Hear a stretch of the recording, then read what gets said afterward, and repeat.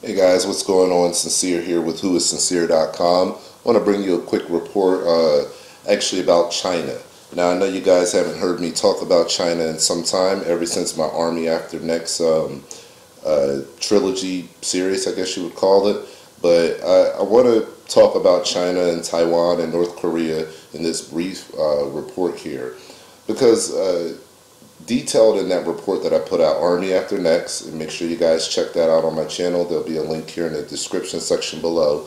But based on that, I show you guys in that trilogy series that our real war is not really with the extremists that are on the ground in the Middle East. That's why we have a United Nations. That's why we have a coalition of forces to be able to take care of terroristic forces. Now, the same can be said also when we're dealing with China. In many ways, China is our enemy. In many ways, they're our friend. So when we're talking about trade, China is our friend. When we're talking about world leadership, China is our enemy. So, we don't really have a problem in the Middle East when it comes to terrorism as big as we have when it comes to economically with China. And I know that's hard for a lot of people to grasp because the rhetoric out of, Washington and also on your mainstream media every day is we have a huge situation with the terrorists in, in the Middle East. That's simply not so.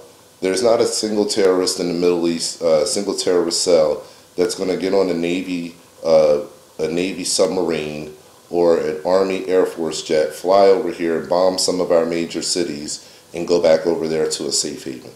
It's not a possibility. It's not plausible. So if we can rule that out, then that's one factor. However, we have China and we have North Korea. Now, many people don't know that China is friends with North Korea, unlike we are. We're not, allies with North Korea. So, in the sense where China is friends with North Korea, we're now putting pressure on China through through our world stage, our world platform. We're putting pressure on China with other allies to do something about North Korea, since they are the power that is in that area. Now, where I take issue with this is there's two ways you can look at it.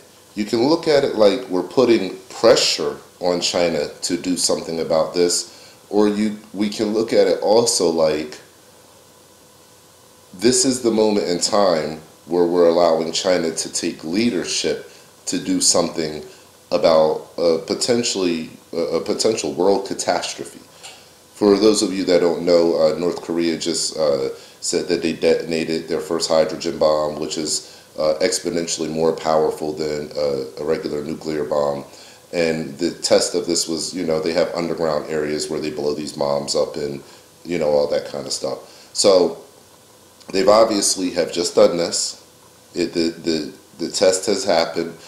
They put it out on the world stage. And instead of the United States really responding to it, we responded to it in a way where we sent some B-52 bombers over that border there between North and South Korea. We sent some B-52 bombers that way just to show them that we're paying attention, we're watching, but we're leaning heavily on China to actually do something about it and to work with South Korea and to work with us in bringing a resolution into North Korea. Now, this is playing out online through the articles. I'm scrolling down just so you can see where the talk is at. Now, all I had to do was come to Google and type in China and go to the news section in Google. That's it. That's all I had to do. Now, all of these stories that you see Bloomberg there, the New York Times, let's see, what else we have, what other big names people will know. Reuters, let me see. Asia Times, Shanghai Daily, Look at that. Even the BRICS post. Wow. So, you have major news outlets across the world that are covering the developments that are happening between China, the United States, and North Korea. But yet, if you look at the news coverage of what's happening here in America, none of them are talking about these very important, critical foreign issues. So I just wanted to put, a quick news story out there to show you what the conversation is like right now with North Korea and China. And we have to keep an eye on these things. We really do. We have to keep an eye on China because they're overreaching their boundaries now.